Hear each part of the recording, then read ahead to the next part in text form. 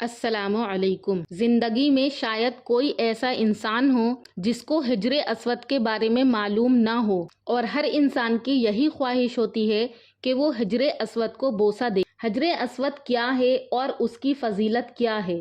تو آج اسی بات کو آپ لوگوں کے سامنے بیان کرنے کے لیے میں حاضر ہوئی ہوں۔ حجر عربی میں پتھر کو کہتے ہیں اور اسود کالے رنگ کو کہتے ہیں، یعنی کالا پتھر۔ جو مسلمان حج کرنے کے لیے جاتے ہیں تو ان کے لیے ضروری ہے کہ وہ طواف کرتے وقت ہر بار حجر اسود کو بوسہ دیں، اور اگر قریب سے بوسہ نہ دینا ممکن ہو تو وہ ہاتھ کے اشارے سے بھی بوسہ دے سکتے ہیں۔ اور بے شمار انبیاء اکرام، بالخصوص سید المرسلین خاتم النبیین محمد مصطفیٰ صلی اللہ علیہ وسلم نے اور لاکھوں صحابہ اکرام کے مبارک ہونٹ اس پتھر سے لگے ہیں۔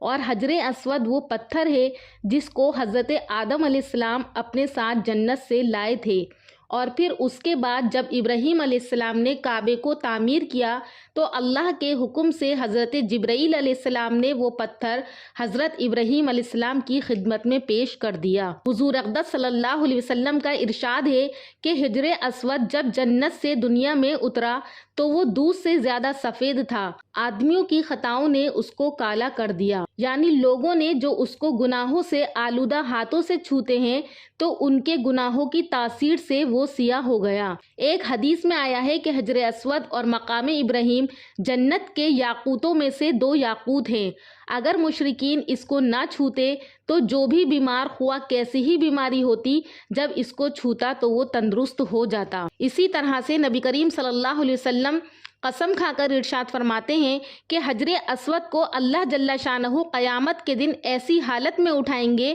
کہ اس کی 2 آنکھیں ہوں گی جن سے وہ دیکھے گا، اور حجر اسود اس کی زبان ہوگی جس سے وہ بولے گا اور گواہی دے گا اس شخص کے حق میں جس نے اس کو حق کے ساتھ بوسہ دیا ہوگا۔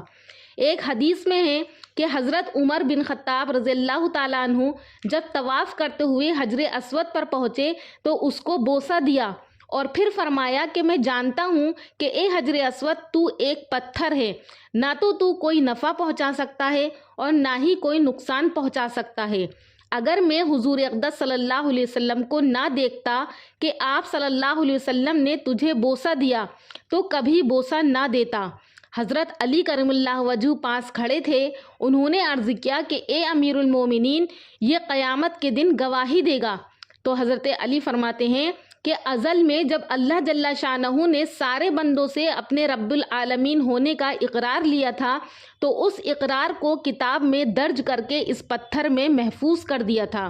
پس یہ قیامت کے دن گواہی دے گا کہ فلاں شخص نے اقرار پورا کر دیا، یعنی مجھے بوسہ دے کر اپنے اللہ کا وعدہ پورا کر دیا۔ کعبے کی تعمیر میں نبی کریم صلی اللہ علیہ وسلم کی شرکت ہوئی۔ آپ صلی اللہ علیہ وسلم اپنے کندھے پر پتھر اٹھا کر لاتے تھے۔ یہی وہ تعمیر ہے جس میں حجر اسود کو اپنی جگہ پر رکھنے میں قریش میں ایسا جھگڑا پیدا ہوا کہ ہر جانب سے تلواریں نکل آئیں، اور ہر قبیلہ یہ چاہتا تھا کہ یہ سعادت اس کے حصے میں آئے۔ لوگ یہ چاہتے تھے کہ ہمارے قبیلے کے لوگ اس پتھر کو اٹھا کر اس کی جگہ پر نصب کریں، تو نبی کریم صلی اللہ علیہ وسلم نے اس کا یہ بہترین فیصلہ کیا کہ آپ صلی اللہ علیہ وسلم نے اپنی چادر مبارک کو بچھایا اور پتھر کو اس پر رکھ دیا، اور فرمایا کہ ہر قبیلے کا ایک ایک آدمی اس چادر کے کنارے کو پکڑ لے۔ اس طرح سب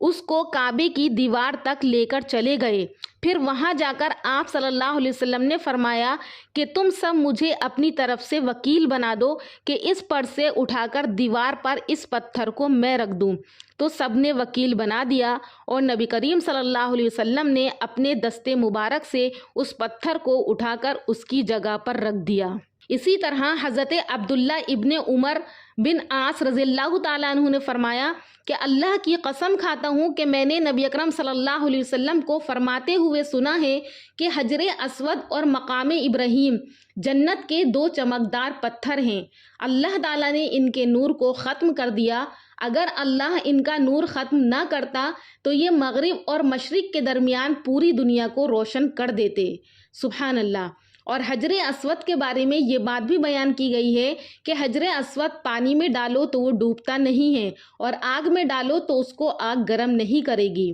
اور ان سب فضیلتوں سے بڑھ کر سب سے بڑی فضیلت وہ یہ ہے کہ میرے آقا نبی کریم صلی اللہ علیہ وسلم نے اس کو اپنے ہاتھوں سے چھوا ہے اور اپنے لبوں سے اس کو بوسہ دیا ہے۔ آخر میں اللہ رب العزت سے دعا ہے کہ اللہ تعالی ہم سب کو اپنے گھر کا دیدار نصیب فرمائے اور ہم سب کو بھی اس پتھر کو چومنا نصیب فرمائے۔ اسی کے ساتھ میں آپ سے اجازت چاہتی ہوں، انشاءاللہ پھر ملاقات ہوگی ایک نئی ویڈیو کے ساتھ، تب تک کے لیے اللہ حافظ۔